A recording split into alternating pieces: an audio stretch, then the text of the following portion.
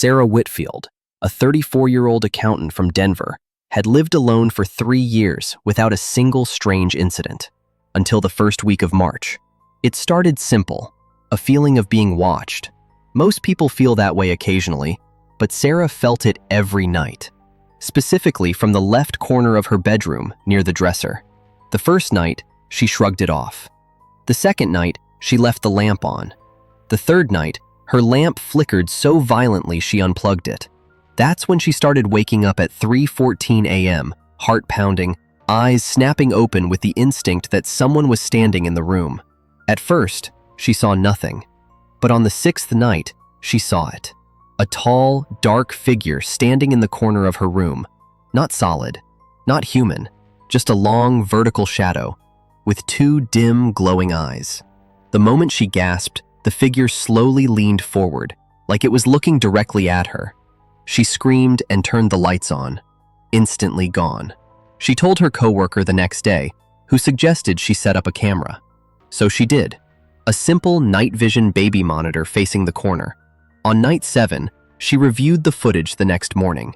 The moment she pressed play, she felt sick. At 3:14 a.m., the camera showed her asleep, and the shadow figure stepping out of the corner, slowly walking toward her bed. But the most horrifying part?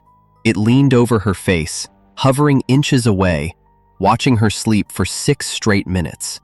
Then it turned its head toward the camera, and the footage cut to static. She ran out of the apartment so fast, she left the lights on and the door unlocked. When she returned with a friend later, the entire apartment was freezing. Every window shut, every vent closed, but the temperature was 40 degrees inside. They found the camera still on the dresser, but the memory card had been pulled out and placed neatly in the middle of her bed. No signs of forced entry, no fingerprints, nothing. A paranormal investigator later analyzed the static and found faint audio hidden behind the noise. A whisper saying, "I've been watching." Sarah moved out that same night. The apartment remains empty. Tenants refuse to stay after dark, and neighbors still claim that sometimes, around 3:14 a.m., they see a shadow moving in the window of Sarah's old bedroom.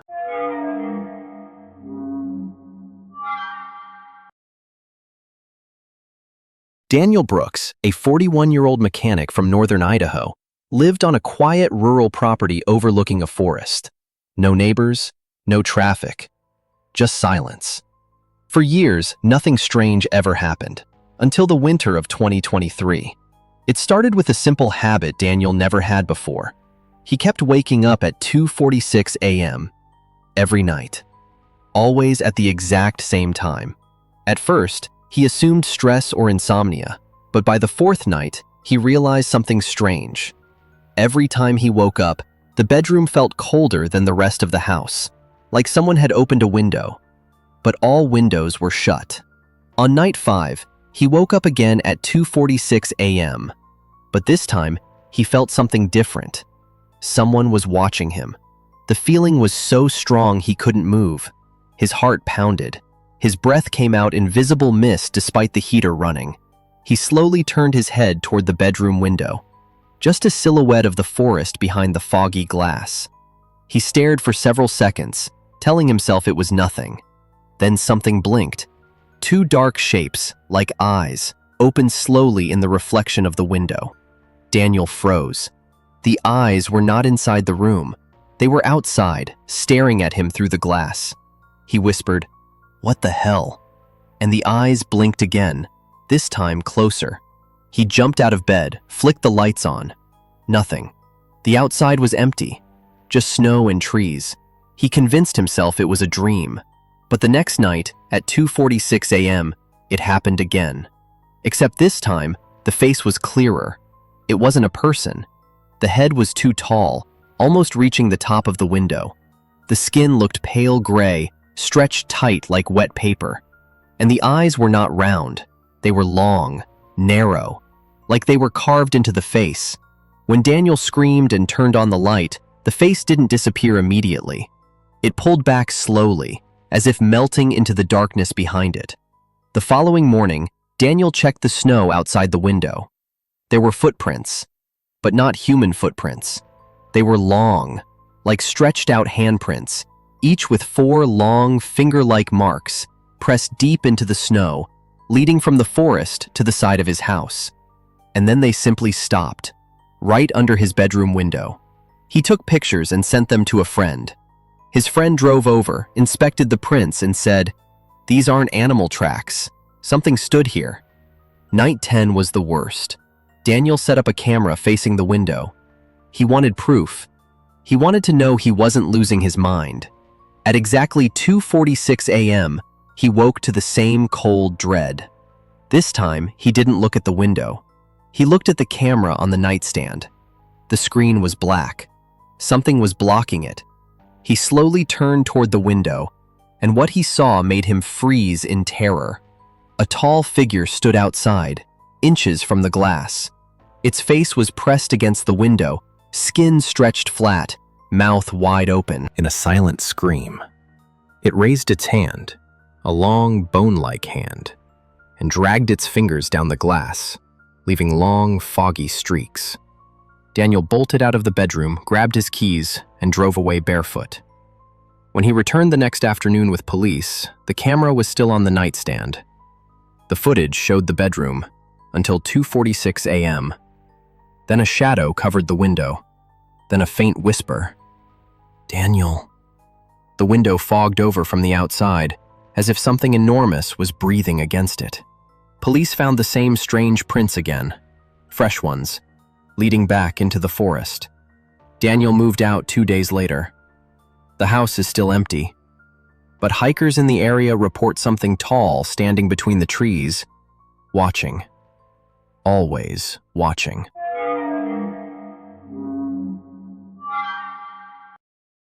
When Nicole Hart, a 27-year-old art teacher from Minnesota, moved into her new rental home, the landlord gave only one warning: don't open the attic door at night.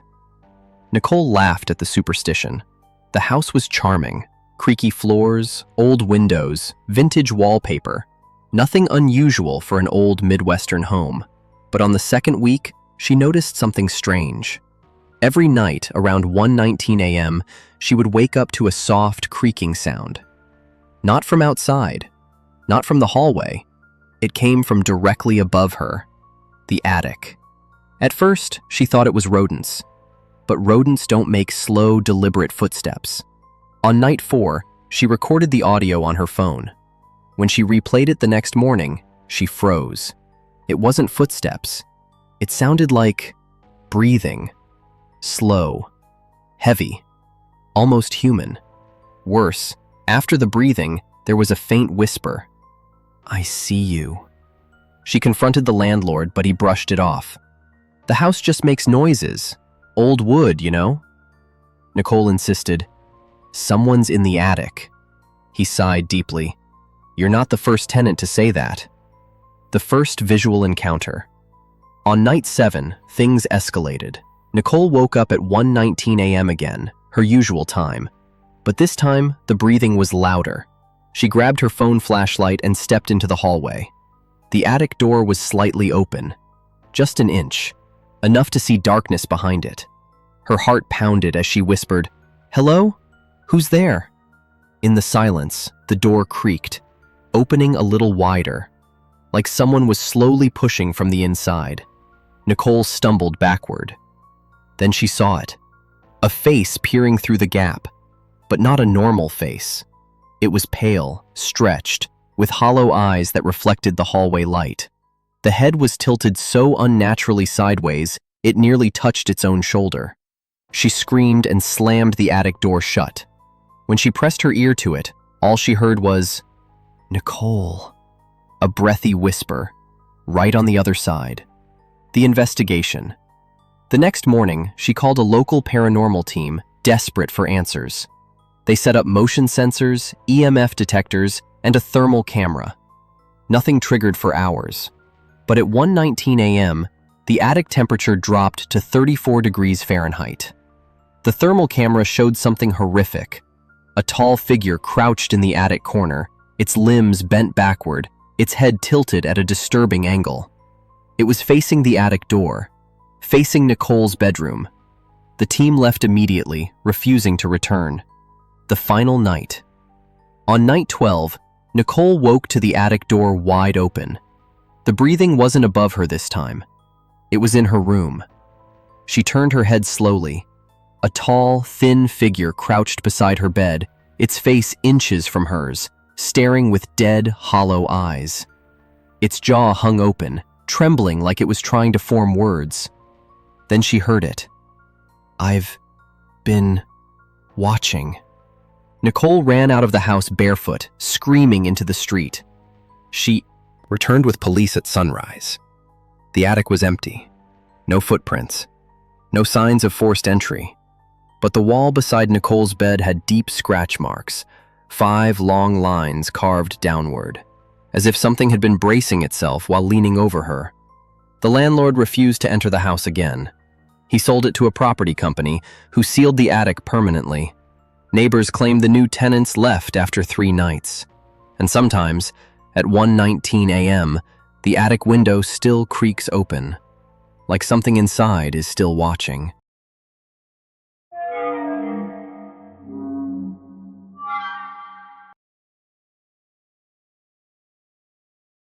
Ethan Cole, a 33-year-old delivery driver from Utah, had always preferred night shifts. Empty roads, no traffic, peaceful silence. It was perfect. Until the night the silence started watching him back. It was 2:03 a.m. on Highway 50, a desolate stretch known as the loneliest road in America. Ethan had driven it hundreds of times, but that night, he noticed something strange in his side mirror. A tall shadow following his truck. Not a car, not a person. A shadow, keeping pace with a moving vehicle. He rubbed his eyes. Maybe he was tired, but when he switched lanes, the shadow switched lanes too. A chill ran through him. He pressed the accelerator. The truck sped up to 65, 70, 75. Yet the shadow stayed beside him, perfectly gliding over the asphalt, as if it wasn't running, just drifting. Ethan whispered, "What the hell?" That's when it happened. The shadow leaned forward and appeared in front of his truck's headlights, stretching across the road like a human-shaped fog. He swerved violently, heart pounding, nearly losing control. When he finally steadied the vehicle, the shadow was gone. Or so he thought. The dash cam recording. Ethan had a dash cam running. He didn't check it until morning, but when he did, the footage made his skin crawl. At 2:06 a.m., the camera captured something tall and thin standing in the middle of the lane, before dissolving into the darkness. Then, for 3 seconds, the camera distorted, the top half showing the road, the bottom half showing something crawling beside the truck. When the footage corrected itself, only static remained. Ethan sent the recording to a friend, who cleaned up the audio. Behind the static was a whisper. Ethan. He hadn't spoken his name aloud. His windows were closed. He was alone on the highway for 40 miles. So how did something outside his truck know his name? The next encounter. 3 nights later, Ethan had to take the same route again. He didn't want to, but work demanded it. At 1:57 a.m., he heard tapping on the driver's side window. Not a knock, not a hit, a drag, like long fingers scraping the glass. He looked over. His blood turned to ice. A tall shadow figure was running beside the truck, matching its 60 miles per hour speed, but its legs weren't moving. It floated, its face inches from the window, head tilted unnaturally sideways.